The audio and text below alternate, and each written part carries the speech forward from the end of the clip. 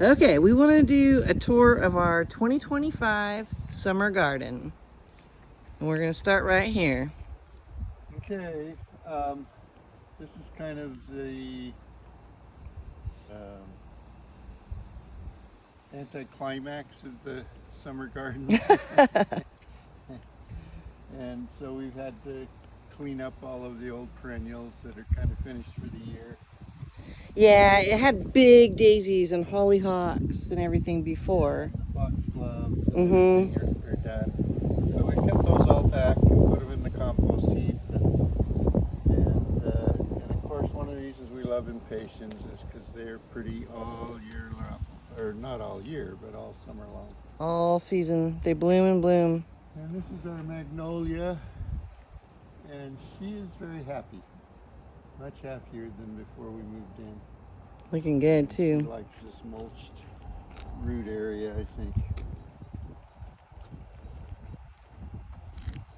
And we planted grapes on the west side of the house because the setting sun heats up the house so badly in the afternoon.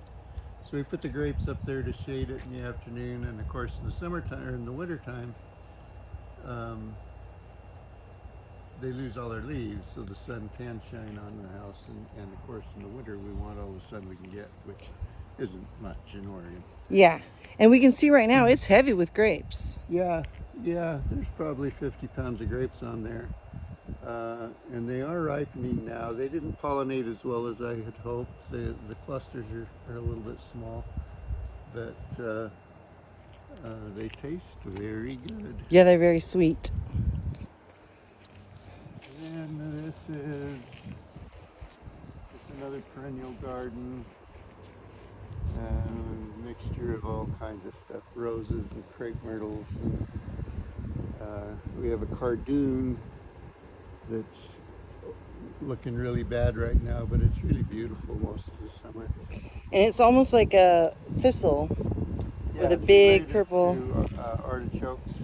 And then why do we cut these? And, Yeah, it's related to artichokes. well, the Shasta daisies are done for the year. If we leave them too long, they just seed everywhere, and we have Shastas. That's true. Don't want them. And you can see they're already coming back up. They'll form a little bit of a growth this summer, and then next spring they'll take off again. But when they were blooming, they were almost 5 feet tall. Yeah, they were big. And we have Oh, yeah. iris that's doing its second shot of blooming. We didn't know it would do that. But the recurring reblooming irises are really nice, but they're kind of hard to find. Yeah. And we didn't even know this one would do that, but it's hard to beat an iris. They're very pretty. And back here we have an olive tree. Oh, yeah. And we're hopeful of someday getting olives. It's last year we had a few. I don't see any on it this year. And I may probably planted it way too close to that rhododendron. Oh. But the hope was that it would Get up above the roadie. above the rhodie and be okay. But we really should divide the iris, but another day. Echinacea. Yeah, well, that's a new echinacea. I do like echinaceas, and that's a pretty one. We just cleaned up the hydrangea, but it was really beautiful this year, and it should be nice again. Yeah, it was covered in blooms, but we had to. Here's one we missed. Is this Sunflower Volunteer, or did Mott plant it? Mott did plant that one. Oh, pardon me. Yeah, it's going to make a bloom before fall. And we've got pumpkins and corn. And what's this? Squash, yeah. Planted the pumpkins pretty late. We've got one in here that'll probably make it. Almost July. Oh, I see it. Hold on. There we go. Almost looks like a watermelon right now. Yeah. Which we should grow watermelon. And the corn, this is a new garden. Yeah. hill lawn, and it's so hard to walk. It's so steep, and it faces south, and so I thought a south-facing hill might give us a little more growth in the spring than other areas of the garden. And we use purchased compost on it, and frankly, we've been really disappointed in the quality this year. We've used it before and we were happy. But stuff's finally greening up and starting to look good. It'll be good next year. That's what I think when we get our own compost on there.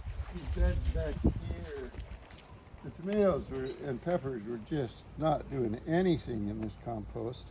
And it's interesting, I threw an inch of my compost on top of the purchased stuff, and they immediately turn around.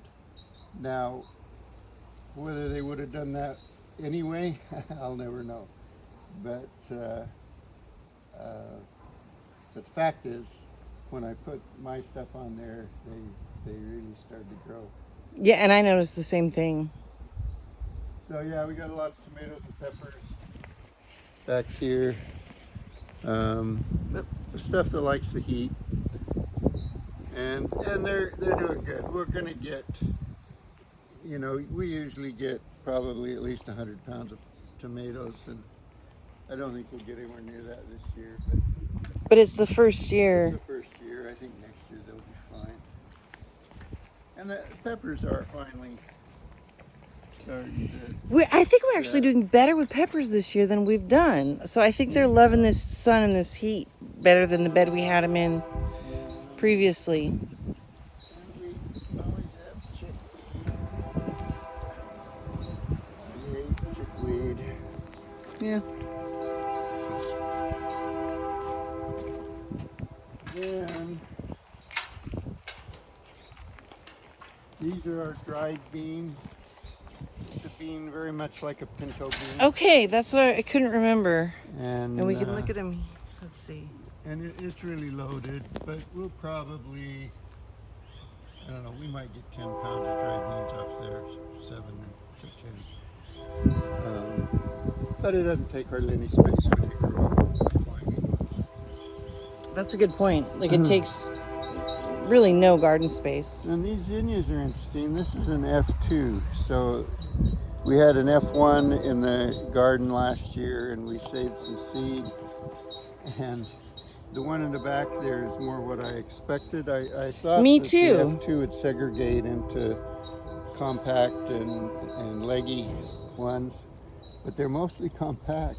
I like the growth patterns of the ones in front. That's actually one of the best It almost looks like a plant cartoon habits flower. for bedding zinnia I've ever seen. Yeah. So we're going to do an F3 and see. This is our lovage, which we just like. It's a perennial herb that tastes like celery. Yeah, it tastes strongly of celery, and you can dehydrate it. There's the kiwis. I should have known better than to plant 3. One's always in them. It's fun though. This was the potato bed. We've already harvested all the potatoes. It's waiting for our garlic and the Walla Walla onions. And we plant the Walla Walla sweets in September and then harvest them in early summer. And that's the rutabaga. Yeah, It's a very sensitive little. rutabagas. Here's some fall garden. There's some scallions and some kohlrabi, some radishes. This is my cultivated dandelions that I have in my smoothie every morning. Exactly, we grow them on purpose, and you can just put them in your smoothie. And there are different types of dandelions. Some are more bitter than others. Dandelions are a beautiful, beautiful plant. I love them. I think they get a bad rap. This is some hairy vetch, just planted as a cover crop. I've got some fall carrots coming up pretty good. Another lovage. This is our white grapes. And there's easily there's probably close to 100 pounds of grapes we can get off these this year. This grape makes a wonderful raisin. We love to dehydrate these and grow our own raisins. They are so much better than what you buy in the store. And then here, This is the winter cabbage. We've already harvested the spring cabbage and have broccoli in its place. yeah, that's where the spring And cabbage so we'll was. have fall broccoli. We have snow peas planted. We've already harvested all of the climbing shelling peas. And we're hoping we should get a pretty good crop of snow peas. Not snow peas, these are sugar snaps. Sugar snaps. So they should be There's a good fall crop. parsley that just volunteered to show up. And here's some comfrey that we grow just because we like it for the compost. Yeah, comfrey's amazing for the compost. You cut it back and it'll grow right back. So you can use it over and over. Plums are starting to ripen. Oh, look at those ones. It's not setting very well. I'm afraid I need a pollinator. I read up on this and it said this variety, some sources said it needed one, some sources said it didn't. And it didn't need one, but I think certainly would have been better if it had a partner. This is our horseradish that we've never harvested, but I've been studying up on it. I'm going to dig that up this winter or this fall. And we've used a little bit in cocktail sauce. And I cannot remember the name of these dingberries ever. Currants. Currants. Yeah, it's kind of getting crowded out with the plum tree and the horseradish. We These could are plant a a new couple of one. miniature roses that I thought were exceptionally good quality. And we bought them in 4-inch and potted them up. We're going to move those somewhere else. And mint, we like to grow mint in a pot so it doesn't take over the garden. I do like mint tea. Mint is beautiful, but you got to keep it in mint jail. Oh, yeah. Our compost bins. We have bin number 1, 2, and 3. We start there. 1, Turn once. 2. And then I turn the final time. And I just turned this morning. And it was 140 degrees. And now it's cleared down to about 90. After the turn. Yeah, but it'll probably heat up again in a couple of days. And if it doesn't, we could add some water, But right? It's pretty well broken down, so it won't. This is the new one. It's running about 140 right now, which is right where I like. I like it between 140 and 150. Because too cold and it won't kill the weed seeds or the bad things, but too hot and it'll kill even the good microbes. Yeah. Okay, that's most of it. We do have some newer parsley. These will be the fall onions. And why do we tip them over, the onions? They do that on their own when they're getting ready to. But if they don't tip, If they don't tip, we'll step on them and push them over. because it'll take the energy away from the onion itself. Well, and they'll go to yeah, seed. And they may want to go to seed, and we don't want them to do that. Mm-hmm. This is sweet Spanish, which is my favorite fall or winter storage onion. The Walla Wallas don't store well at all, but they are so sweet you can eat them like an apple. You can even like it. I agree. Oh, and so I love the magnolias, and they are supposed to help with some of the negative insects. Keep them away. Yeah, they say they do. They say that. And then over They here, might. we'd already talked about the lettuce, right? Yeah, and the basil. We did. No, not yet. Oh, okay. This is the beets. They do really well here, but they get leaf miner if I don't net them. And the leaf miner doesn't hurt them much, but I like beet greens, and it's pretty hard to find good leaves. Yeah, when the miners come, the greens, but the beets themselves are okay. These are the carrots we planted in the spring, and they're nice. They're ready to. This is better than we've We're had. using them now. The beets and the carrots we've been eating for a month or so. And there's a volunteer snapdragon for some reason. Yeah, that one made it through the compost. There's a few seeds. Tomato seeds Yeah. survive 150 degrees in the compost, no problem. No So problem. we usually have thousands of tomatoes come up in the garden every year. Yeah. We have to pull them because they'll just crowd everything else out. And here's a little bit of Swiss chard. We got herbs against the house. And some Swiss chard, leaf lettuce, some beets that I planted these multi-sown in cell packs. Charles Dowding does that in England, and it looks really successful. And I'm not very good at thinning my seeds, so Yeah, and I don't help with that, unfortunately. we'll see how that works. A couple of head lettuce, some sweet basil, parsley, and my bonsais. Yeah. I think we should. And so, how do you start these? Is it with a little sapling, a tree cutting? Most of these were, I did some lecturing at a garden center in Portland, and they gave me some money for that, so I just went out in the nursery and spent it on these plants. Most of them were in gallon cans. The maples, actually, I think were a gift from my my workers at the greenhouse.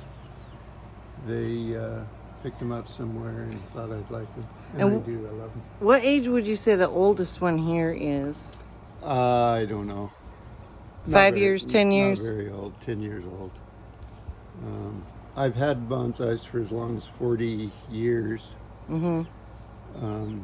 But the wildfires made it so smoky for so long here a few years ago that it died.